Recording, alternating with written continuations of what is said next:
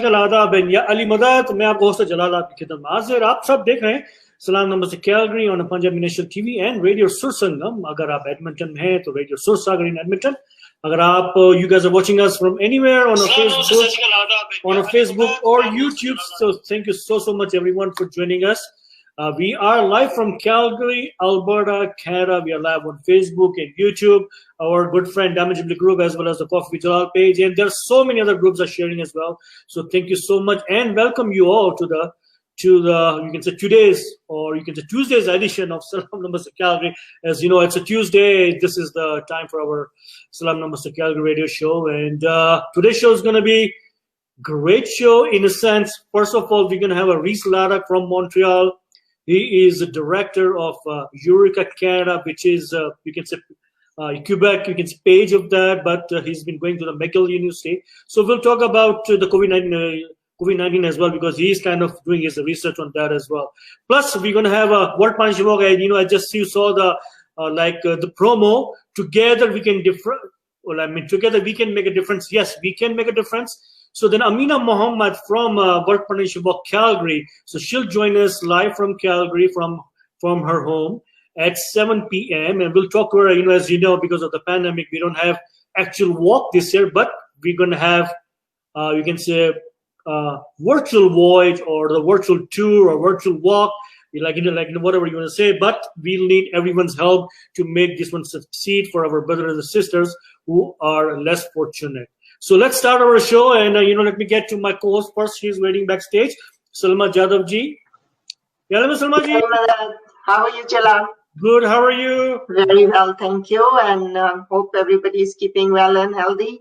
Yes, thank God. So far, so good. सबको सलाम नमस्ते सत श्री अकाल आदाब अस्सलाम वालेकुम याली मदद and good evening. I hope you are having a very good evening because it's beautiful out there. It's not cold, it's not snowing, so it's really nice. So it's good to go for a walk, and as Jalal said, we have a really good show today. So, and Jalal's son is coming today, and let's see what he is going to inform us and increase our knowledge about what is Youreka. Yeah, so this is first time ever. I've been doing it 10 years for 11 years for my radio show, but this is his first time, and because I told him you have to earn to be on our show, so I think he did it, and he's laughing backstage. I can see him.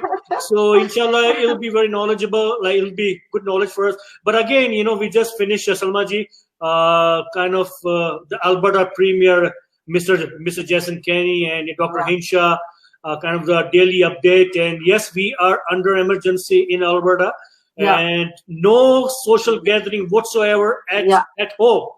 Period. No social gathering. Do not invite or do not go to anyone's house. Doesn't matter if you have a COVID or no.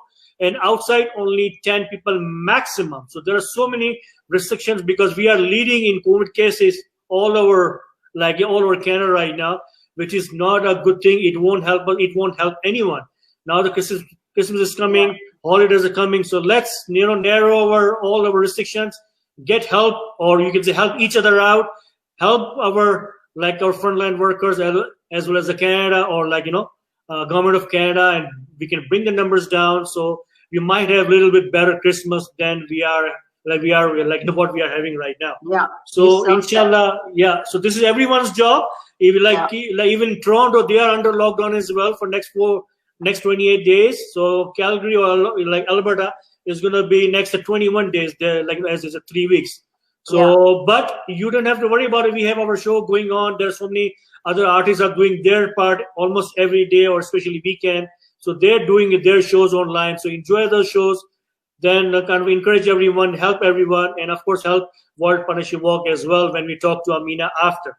So our friends already joined us. There is a Zinat, Hussein, Anar, Melissa from Florida, Gulrose, Shami, Natasha as well, Ashik Ali, and Noor, and then Karina. There are so many people are watching as well, guys. So thank you so much, everyone, and Yali Mother to all. Yes. So let me get to Mr. Reese Ladak. He's in Montreal, and there you go. How are you? I'm good. How are you? Look at that beard you have now. We've had a busy time here. No time to shave now. No. Did you get a time to shave, Reese, or no? Yeah, actually, I did. I got a haircut and everything because this is a huge deal. Salaam, Namaste, Calgary. I've been waiting for this for 10 years, as my dad mentioned earlier. Okay. Oh yeah, Reese Jadal ji, he's watching as well. Our good friend from the Damage group, and of course Reese, you know each other now. Reese and Reese. So Reese. Yeah, go ahead, Salma ji, you start. Yeah. No, you start first. So Reese, first of all, congratulations. We are really proud. You are just like our son, and I've known you for a very long time now. You grew up in front of us, and now you have reached to that place that you should be so proud of, and your parents and your family. So tell us what exactly Youreka is and how it all came about, and what is your role in it. For sure. All right. So I guess to start off, Youreka Canada is a Canada-wide corporation, or rather a program that focuses on giving research opportunities to high school youth. Okay. So the way this whole started is it began in Calgary a couple of years ago. A couple of my friends from a local high school in Calgary, they sort of empathized with high school students and individuals who had a passion in research but weren't able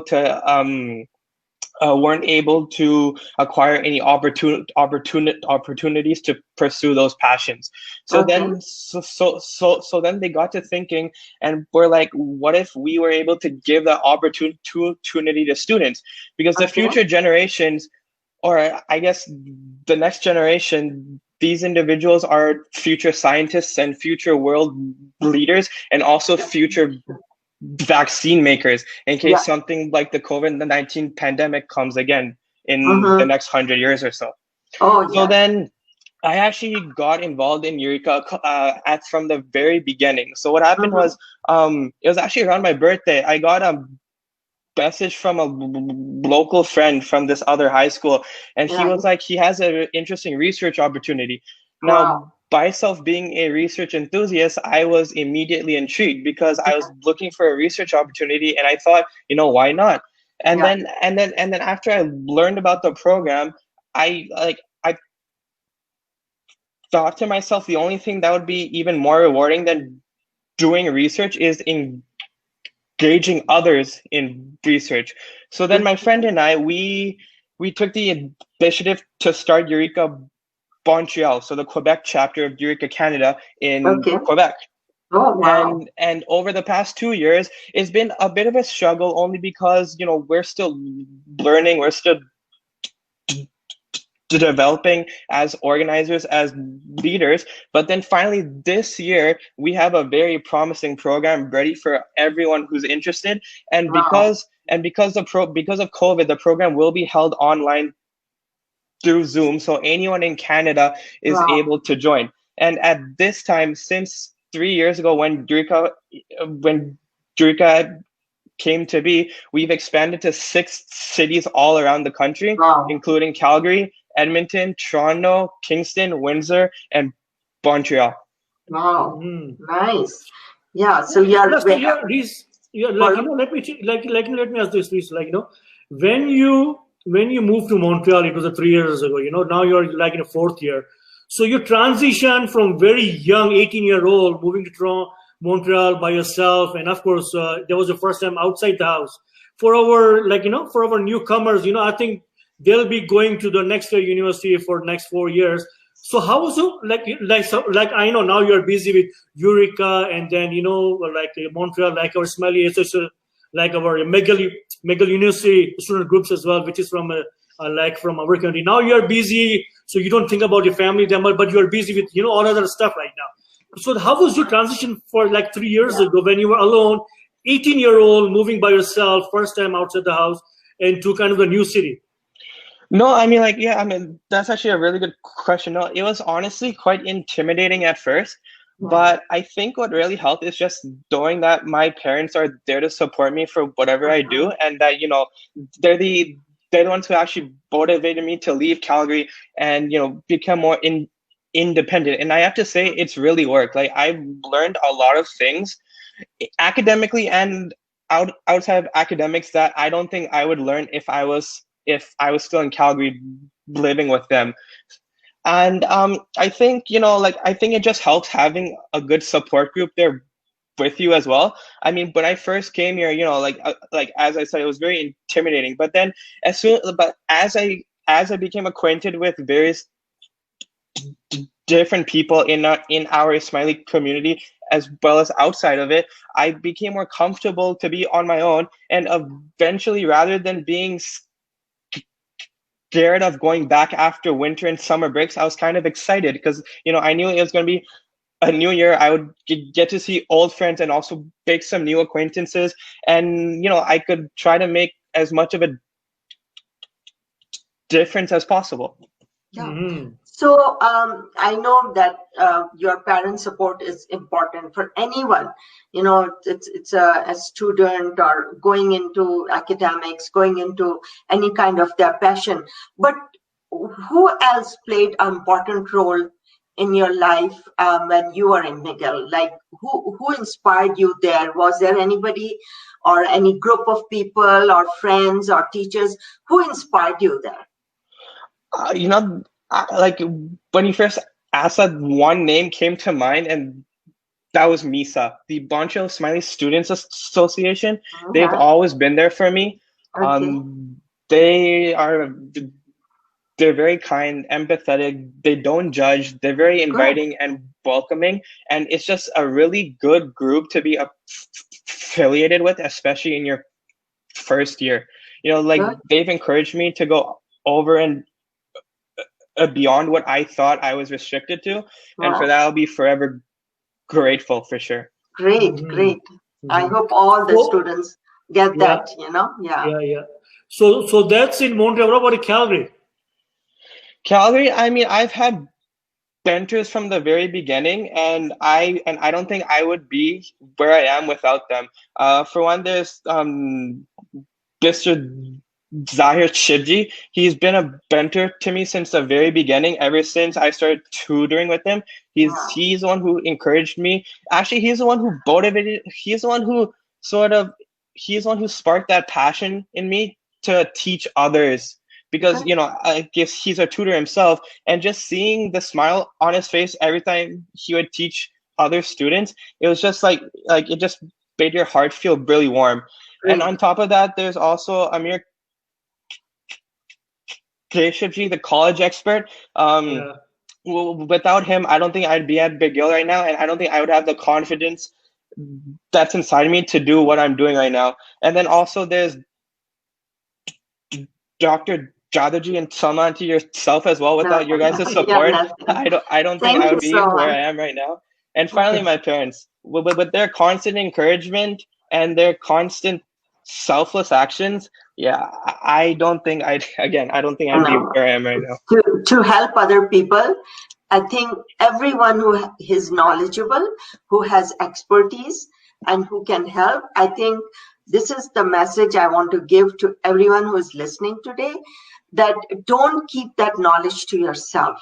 Spread it, because that's what God wants, that's what our Imam wants, that you spread that knowledge and help others in whatever way you can. And that is what we are trying to do. And that's what Amir Keshivji and Taj and whoever has helped you, and Zahir Shivji, everybody has tried their best to bring the best in you.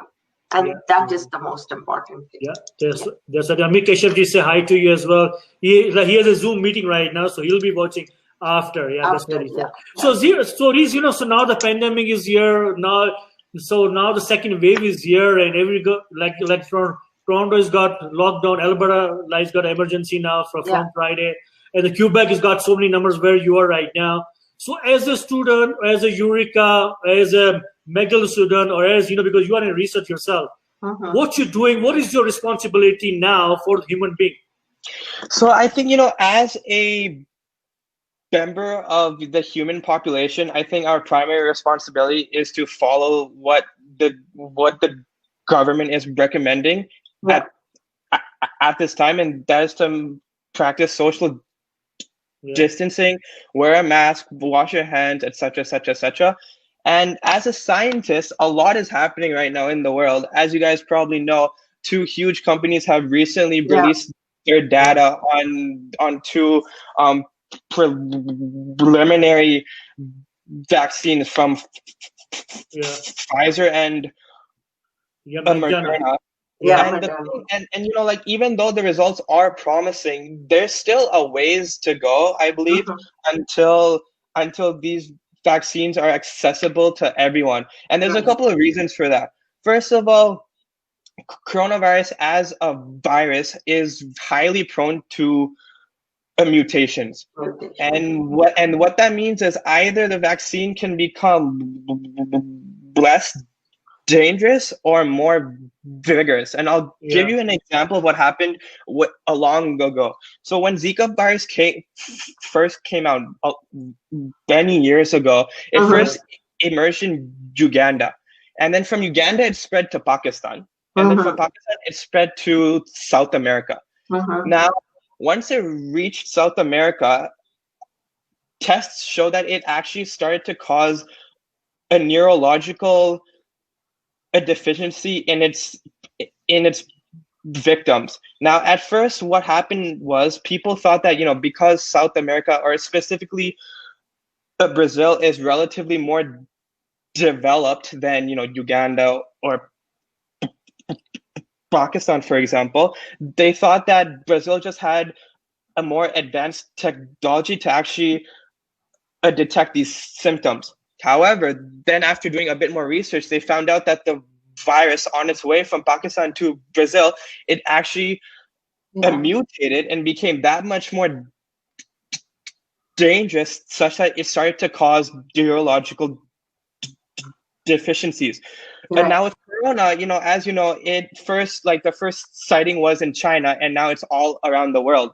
And these viruses, you know, they're very smart creatures, and they adapt to their environment. So as climate change, as they move across the world, you know, they get exposed to various different climates, and that in part induces their mutations. So there's a high chance that, you know, Corona could very well mutate, and by the time these vaccines actually reach everyone around the world, they may not be as effective as they are now. And even then, papers have, you know, recently come out on the trials by specifically Pfizer and Moderna, like the two main companies who are producing vaccines. And Pfizer's vaccine has to be maintained at a temperature of minus 80 degrees. Now, we use freezers in our lab at minus 80, and when you open those freezers, they're covered with snow. You have to use a shovel to shovel it out just to acquire samples. With that said, it's very tricky, and which also means it's very expensive to distribute such a vaccine all around the world. Right. You're so right. And you know, even let's say they do somehow, because they probably will find a way to distribute the vaccine.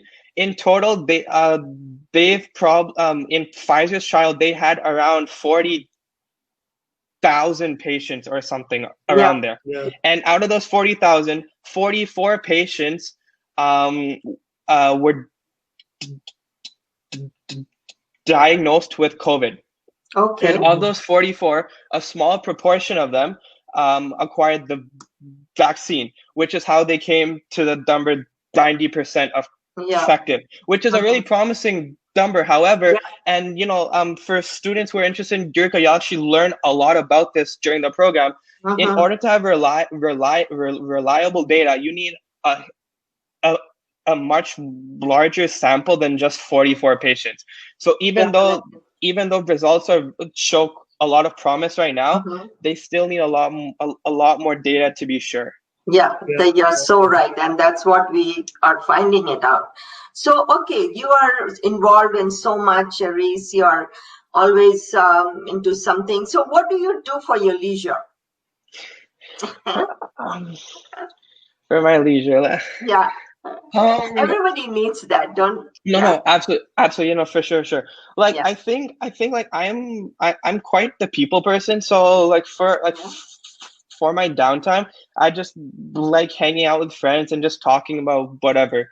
Yeah. And That's just, just taking some time off from other commitments, like such as research, school, Eureka, and then and then I think that's just also really important for mental health as well, especially during these times where a lot of people are restricted to the confinement of their homes. Yeah. That's good. Okay, so Reese, you're not getting a PlayStation, so don't even think about it. I mean, Reese, so like, as a Eureka director, what you are, and then of course there are so many students you guys are. So what's your activity as a member or like as a Eureka guys? What do you guys do? For sure. Okay, that's actually a great question. So Eureka is actually a 10-week program that takes place in the winter semester. So the plan is to begin the program in the middle of January to end of January, and it should conclude by the beginning of April. Now, the way this program works, it's a 10-week program, and so we are recruiting high school students who would act as investigators, and then university students who would act as senior investigators. Now, through the 10-week program, the senior investigators and investigators, they'll learn about the fundamentals of scientific research. And the best part of the program is that it can be on any topic they want. Because COVID is happening right now and is very relevant, we do have an emphasis on COVID-19 research, only because there's so much happening, but it can be on any topic the students want. So through the 10 weeks, they'll learn about scientific inquiry, how to analyze data critically and also properly. They'll learn about presentations, how to build an effective presentation and communicate your scientific findings to a lay audience who may not be too acquainted with what you're studying. On top of that, the students will also pair up with a senior investigator, and they'll facilitate their own independent research project on a topic of their choosing. And so, so essentially, the way this works is they're going to be taking what they learned during the 10-week program, and they're going to be applying it to an independent research project. Now, at the end of the 10 weeks, after they've designed and carried out their project, they're going to be presenting it at a year-end symposium where professors, experts in the field, and other students can come and attend the symposium and hear about the research that other students are doing and hopefully learn a thing or two. And because professors are coming as well, it's a great opportunity for students to acquire a summer internship or a full year internship. And on top of that, the Year-End Symposium is actually it's actually a competition, and the top 3 presentations will actually go on to the next round, which will be amongst every participant in all of Canada. So at all the 6 cities, top 3 teams will be chosen, and they'll be competing at a national symposium, and not necessarily the winners, but any strong projects will then have the opportunity to get published. In recent years, a group of students were actually published in the journal Cancers, which is a huge journal, high impact factor, and it's so like in the entire program as a whole, there's not only opportunity for research, but also opportunity for leadership, collaboration, and to meet students from various cultures, various backgrounds, and this allows them to be at the forefront of cutting edge research in an incubation of innovation. Great job. This is a really like the way you have explained to us. I think lots of students and senior students should get benefit out of it and go for it, because it's going to help so many people, and help them and others. Absolutely. No, yeah, for sure. I mean, not only would you be giving back to the scientific community, but because of COVID and, as you said, restrictions are quite heavy right now. It's a great opportunity. It's a great it's a great extracurricular to just distract yourself from the current world problems, or even focus on those a bit more from a scientific perspective, and just meet new people and do something kind of unique, kind of different that you can add to your CV that could contribute to IB CAS requirements, etc., etc. Absolutely. Yeah. So Risa, before we let you go, so like just maybe one or two questions.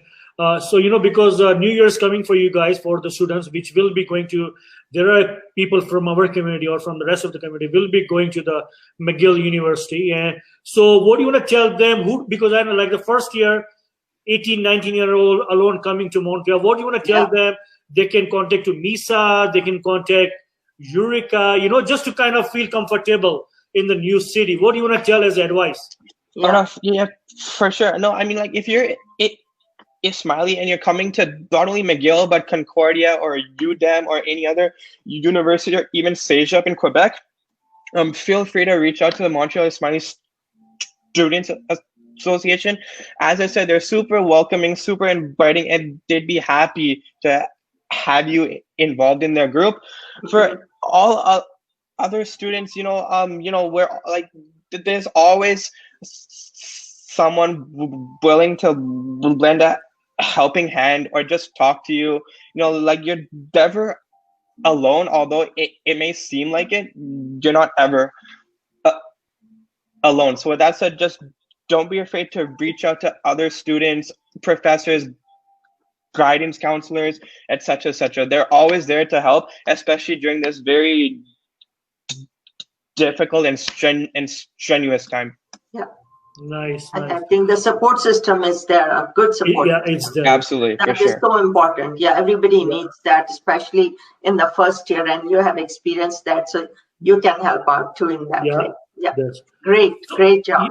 Yeah. So MISA, they have their Facebook page, like on the Facebook. MISA. What about Youreka? Like what's the website if you give it out? Right. So yeah, I mean, if you're interested in applying to Youreka as a senior investigator or investigator, because I know all 6 cities at the moment are recruiting, feel free to visit YourekaCanada.org, or you can also email us, like email any city with the city name at YourekaCanada.org. So for us, it's Montreal at YourekaCanada.org. Just keep in mind that applications are due at December 31st, 2020 at 11:59 p.m. This is a hard deadline, so please don't miss it, and we hope to see you in the program. Yeah, great. Inshallah. Yeah, so we wish you all the best, Reese. So nice hearing from you. Thank so you. Much knowledge, so much information, and I hope lots of people get benefit out of it, and keep on doing what you are doing, and there's a very bright future for you, Reese. All the best to you, and keep healthy, keep safe, keep on learning, keep on spreading all the knowledge and all the love, and that's what we need right now. Yeah. Thank you so much, and thank you so much for having me on the show. Anytime. Yeah, Reese. Yeah, Reese, maybe you wanna just to the website, maybe you just wanna write in the comment section on the Facebook so people can get it. Sure thing. Yeah, and then Reese Yadav sent a message. Very nice. Keep up the great work, Reese Ladak, and follow your dreams. Great. Yeah. And as a parent, we are proud of you. Salman is proud of you. I know. Amir Keshav ji, Zahir, everyone is proud of you. Very proud. Yeah. So good to see you again. Yeah. And talk to you later, buddy. Thank you. Hope to see you again. All the best. Bye. Bye. Wow, Reese Ladak from Youreka Canada.